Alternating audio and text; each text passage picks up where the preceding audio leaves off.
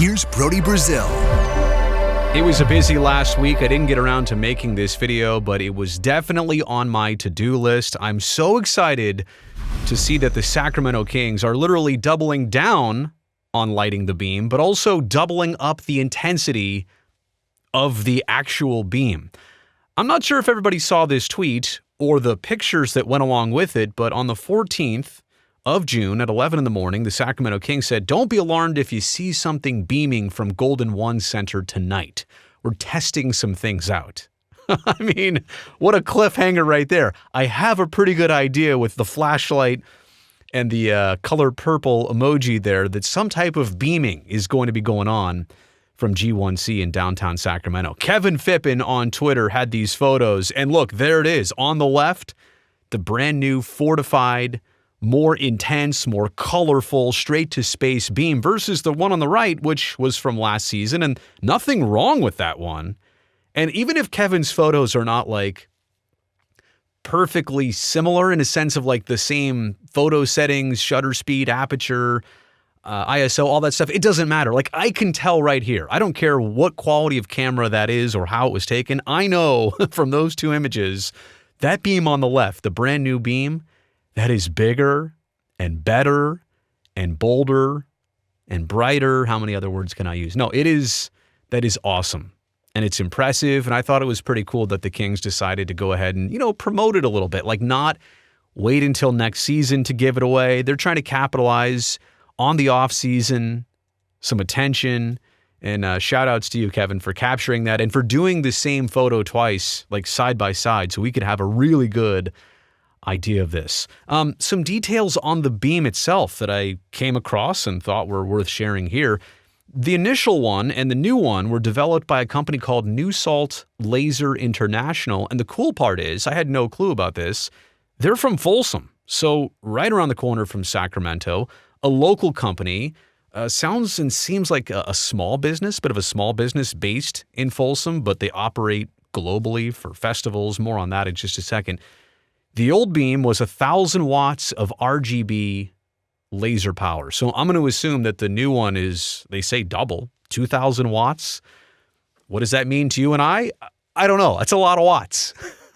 I know what one light bulb is worth, like an LED.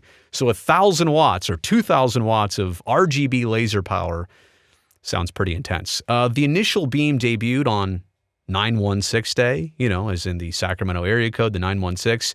9/16/2022, the first time they used it was, I think, the first win of their season, October 29th, 2022, at Golden One Center. This is a quote from Tim Anderson. I believe he is in charge of New Salt via the Mountain Democrat newspaper. I wasn't extremely familiar, but this is where the article was. Quote, "We have some new technology and a new laser space cannon design." Wait. Laser space cannon design that provides a more powerful and brighter beam than last year. We have new laser space cannons, brighter laser diodes, and special optics that are customized for the perfect King's purple. And that is another thing about the beam, right? If it were different colors or had to be blue or yellow or red or green, I don't know if it hits the same. There's something about that dark night sky, especially in the wintertime, and that purple just punching right through. It does look pretty sweet, I have to say. Tim Anderson giving us that quote, also sharing a little bit more here. Quote, "We are really happy to bring a little bit of what we have to the community to enjoy it. We do all different sorts of laser light show entertainment like electronic dance music festivals, music videos, corporate events, concerts, just about anyone that needs a laser." And I think their company's been in business for a couple different decades. Again, sounds like one of those family-owned and operated deals. And I'm glad the Kings brought them on. But back to the main point of lighting the beam. I've been wanting to say this for a bit. It really caught on last season. And I am so glad to see that, they're doubling the intensity, but they're doubling down on actually doing this. I can't believe some people thought that it would just come and go and it was for one season. And that would be the thing, right? The thing of that season. No. You know what this reminds me of? This reminds me a lot of the San Jose Sharks. You know the shark head that they skate out of? that was initially intended to be used, I kid you not, only once. And when they saw the players and the team skating out of it, they said, no way, we got to keep using that from year after year. It's not moved locations, but it's been moved around a couple different times. To think that that was only meant to be used once and now it's an iconic part of the team, it really does remind me of lighting the beam, which is an original idea. I don't know if anybody else across the country in any sport is doing this, but I guarantee you they're all feeling like they missed out on it. Because no other basketball team can copy this, lighting the beam. They can't do something from the roof of their arena. They just can't at this point. No West Coast sports team can really do it. Like if the Arizona Diamondbacks wanted to do it at Chase Field in downtown Phoenix. Well, first off, there might be an airport/runway problem because that is close to Sky Harbor. But my point is, like, everybody would say, you're copying the Sacramento Kings. It's a truly original idea that they did first, they did best, they get to own it now, which is awesome. It also adds literal visibility. Like, say you're visiting Sacramento and you're even 5-10 miles away and you don't know who the Kings are, and you ask your friend, like, what's that? Oh, conversation starter. That's our basketball team, the Sacramento Kings. And because that beam is up tonight, they won their game. How cool is that? Now, I don't remember, were they only doing it for home games? Did they start doing it for home and road games too? Because I thought I remember hearing players saying that as they came into land, like later that night after a game, that they saw the beam from the airplane. Anyway, literal visibility though, right? It's a conversation starter. It's free. It lets everybody know in the community what happened that night. It kind of unites a community. It's also such an easy slogan. Like, instead of asking your buddy, hey, are we going to win tonight? All you have to say is, hey, we lighting the beam tonight or what? Right? It's like, it's a built-in catchphrase, if you will, and terminology that, every Kings fan should understand. Heck, every basketball fan at this point should understand. I'm also a big fan of the actual button pushing.